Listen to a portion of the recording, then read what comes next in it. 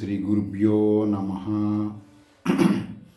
శ్రీలలిత సహస్ర నామములలో ఈ రోజున దేవకార్య సముద్యత ఈ నామం తెలియజేయటం జరుగుతుంది. ఈ లలితా సహస్రనామం వివరించే లాంగ్వేజ్ మొత్తం కూడా శృతులకి ప్రామాణికంగానే ఉంటుంది, శృతులకు విరుద్ధంగా ఉండదు. కాబట్టి ఇందులో చెప్పేవన్నీ మీకేమైనా అనుమానాలు వస్తే శృతి ప్రామాణి తెలుసుకోవచ్చు, పురాణాల పరంగా అయితే తెలియదు. ఎందుకంటే లేనిది చెప్పలేం కదా, ఉన్నదే చెప్పగలుగుతాం కాబట్టి.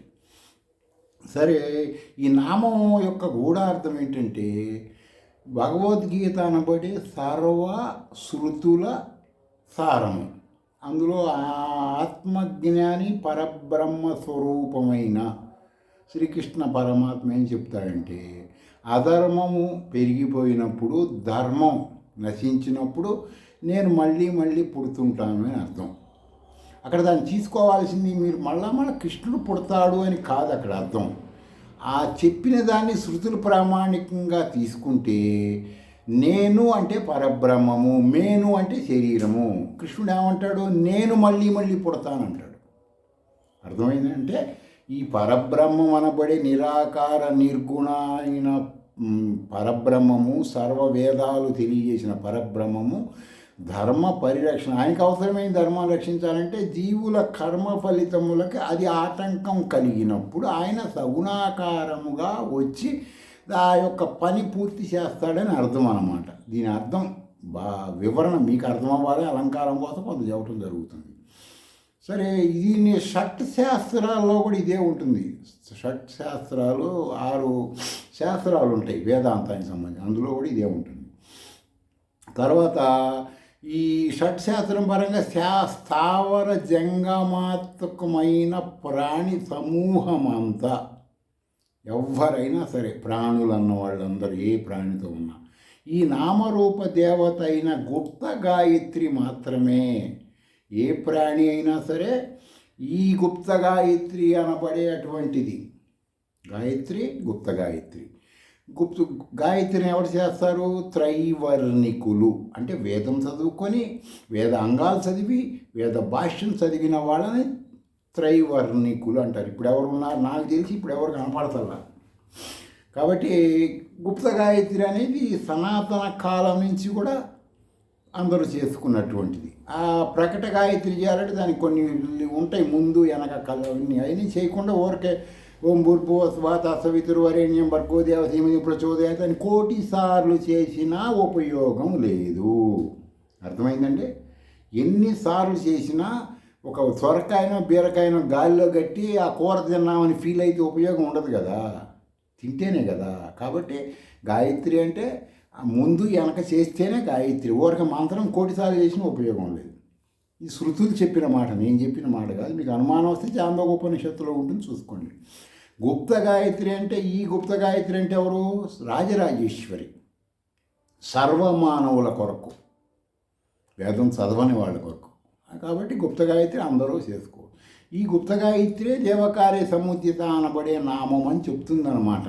ఇది ఈ షట్శాస్త్రాలలో కొన్ని శృతులలో సర్వప్రాణులను వారి కర్మలను బట్టి రక్షించటం, శిక్షించటం చేసేది ఈ గుప్త గాయత్రి. సగుణాకార పరబ్రహ్మ స్వరూపంగా మానవుల్లో హృదయస్థంలో ఉంటుందని మనం లలిత సహస్రనామం ద్వారా తెలుసుకోవచ్చు. ఈ పృథ్వీ కూడా గుప్త గాయత్రి స్వరూపమే. అదేంటండి గుప్త గాయత్రి అంటారు. మరి మీరు నీకు 2 కాళ్ళు 2 చేతులు తలకాయ ఉన్నాయని చెప్పి నువ్వు అవతలమ్మ వేదాలు చెప్పిన దేవతని నీలాగా ఊహించుకుంటే గందరగోళం వస్తుంది. అవి పురాణాలు మాత్రమే అలా ఊహిస్తాయి. శృతుల్లోకి వెళ్తే నువ్వు వాళ్ళు మంత్రస్వరూపులు, నీలాగా కాళ్ళు చేతులు ఉండవు కదా. నువ్వు ఊహించుకుంటున్నావు, భ్రమిస్తున్నావు. కాబట్టి నీ భ్రమకు తగ్గట్టుగా నీ గోలు తట్టుకోలేక వాళ్ళు ఏదో నీ కోసం ఆ రూపంలో వచ్చి ఏదో చేస్తారు, కానీ అందరికీ అలా చేయరు కదా. ఆ విధంగా నువ్వు ఆలోచించుకోవాలి. శృతుల్లోకి వెళ్ళినప్పుడు వాస్తవం, శృతుల్లోకి వెళ్తే విశ్వానికి సంబంధించిన జ్ఞానం అది. నీకు నాకు నీ కుటుంబానికి నా కుటుంబానికి సంబంధించింది కాదనమాట. ఆ విధంగా భూమి కూడా గుప్త గాయత్రి. ఇప్పుడు భూమి అంటే ఐం బీజంగా తీసుకోవాలి కదా. గాయత్రి అంటే గుప్త గాయత్రి అంటే ఏంటి? పంచదశి మంత్రంలో ఐం వస్తుంది కదా శక్తి ప్రణమంలో. అప్పుడు ఐం భూబీజం కదా. దాని యోని బీజము, భూబీజము, పృథ్వీ బీజం ఇలా పేర్లు ఉంటాయి. కాబట్టి భూమి కూడా గుప్త గాయత్రియే. చరాచరాలన్నీ ఆ భూమిలోనే ఉంటాయి.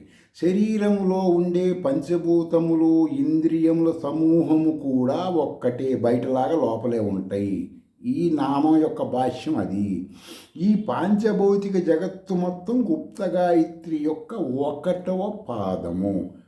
పరబ్రహ్మకు 4 పాదాలని గతంలో మీకు చెప్పాను కదా నేను.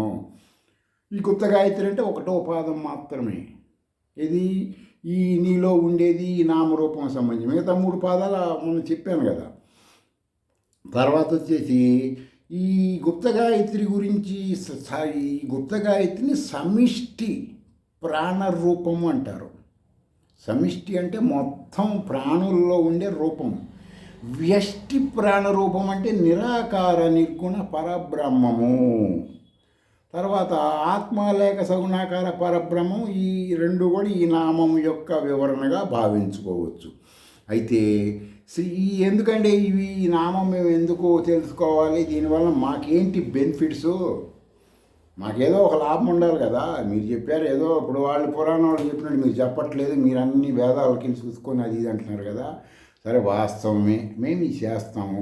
ఆమె అందరిలో ఉంటే మాకేంటి, కొందరిలో ఉంటే మాకేంటి బెనిఫిట్స్ అంటే, ఈ నామాన్ని చేసినా తెలుసుకున్నా జీవించి ఉండంగానే వాడికి యథార్థమైన శృతుల జ్ఞానం తెలుస్తుంది, మోసపోడు. ఎలా అంటే ఇప్పుడు ఈ నామానికి వచ్చేసి కొన్ని గురు పరంపరలో మంత్రం ఉంటుంది. ఐం హ్రీం శ్రీం ఓం దేవకార్య సముద్యత, ఓం శ్రీం హ్రీం ఐం. ఈ విధంగా ఉంటాయి. ఇవి మీరు శ్రీ విద్య అంతసేపు నేనేం చెప్తున్నాను, శ్రీ విద్య గురువుల దగ్గరికి వెళ్ళండి, శృతి ప్రామాణిక మంత్రం తెలుసుకోండి, చెయ్యండి, మిమ్మల్ని మీరు ఎడ్యుకేషన్ చేసుకోండి, మీకు సమస్యలు లేవు అని చెబుతున్నా. సరే, ఈ దేవత గురించి ఒక శృతులలో, స్మృతులలో కూడా, శృతి స్మృతి ఈ రెండింటినీ మనం అంగీకరించాలి. 3వది పురాణాలు. ఫస్ట్ది పురాణాలను ప్రామాణిక తీసుకోకూడదు.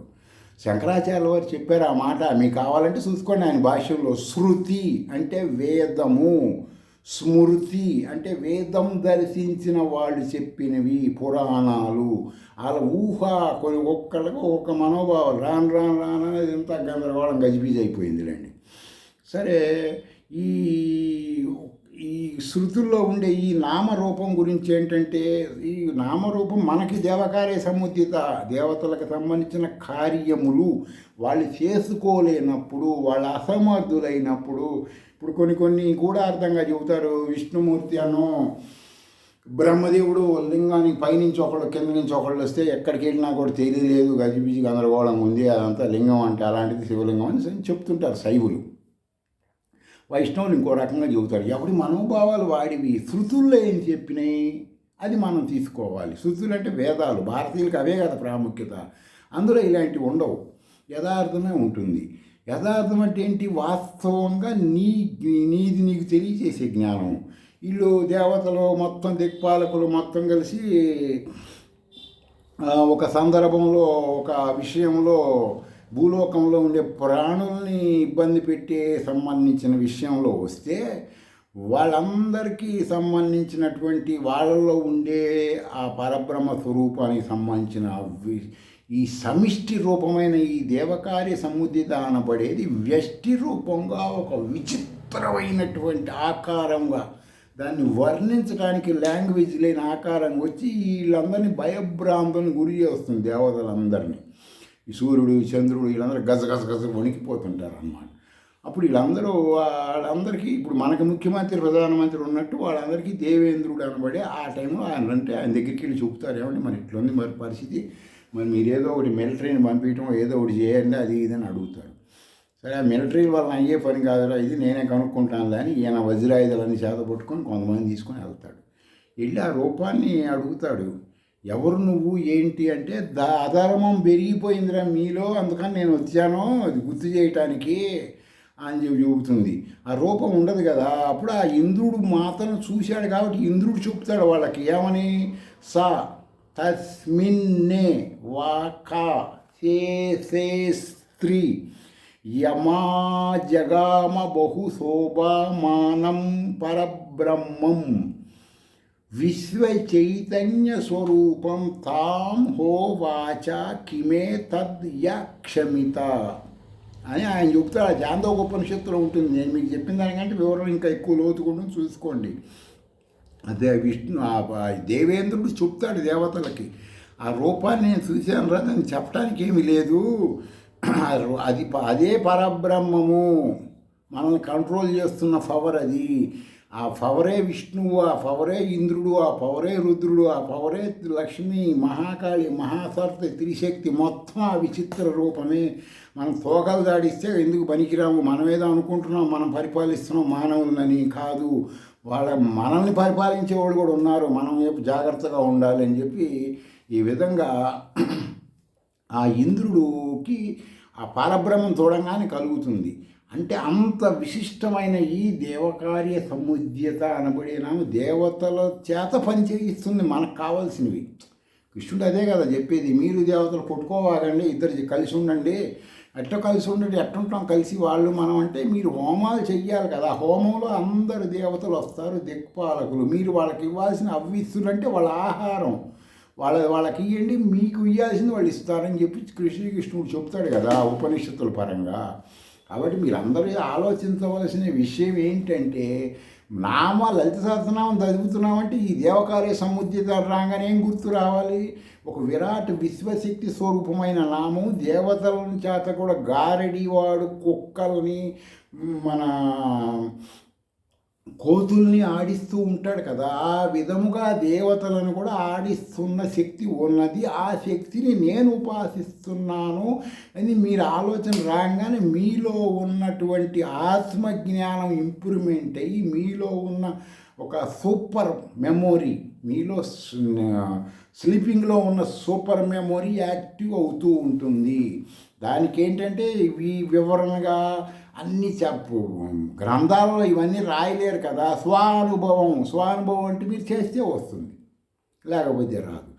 ఈ విధంగా ఉంటుంది. కాబట్టి మీరందరూ ఆలోచించండి. ఇప్పుడు మహాకాళి అనబడే ఒక దేవత ఉన్నది. త్రేతాయుగానికి బిఫోర్ ఒక ఋషి దర్శించాడు. ఆ దేవత గురించి త్రిశక్తిలో ఆ నామానికి ఆ దేవతకి మ్యాచింగ్ ఉంది కాబట్టి ఆ త్రిశక్తిలో అది కూడా వివరిస్తాను, చూసుకోండి అన్నీ. మిమ్మల్ని మీరు ఎంతసేపు శ్రీ విద్యలోకి రావటమా, ఏదన్నా శ్రీ విద్యా గురువుల దగ్గరికి వెళ్ళి ఏదన్నా మంత్రం దీక్షను తీసుకొని చేసుకోవటమా, లేదంటేనేమో లలితా సహస్రనామాన్నో లేకపోతే ఖడ్గమాలనో శబ్ద అర్థజ్ఞానంతో చదువుకొని మిమ్మల్ని మీరు ఇంప్రూవ్ చేసుకోవటము చేస్తే ఏమవుతుందంటే మీ తర్వాత తరాలు ఈ విధంగా అందపరంపరంగా తిరగరు. మీతోనే ఇది అంతమైపోవాలి. ఇప్పుడు టెక్నాలజీ పెరగకముందు మీరు చేశారండి, టెక్నాలజీ పెరిగిన తర్వాత మీకేం పని, ఎందుకు తిరుగుతున్నారు? తిరగటం వల్ల ఏం ఉపయోగం లేదు కదా, శృతుల్లో ఎక్కడా లేదు కదా. ఆలోచించండి, మిమ్మల్ని మీరు ఎడ్యుకేషన్ చేసుకోండి.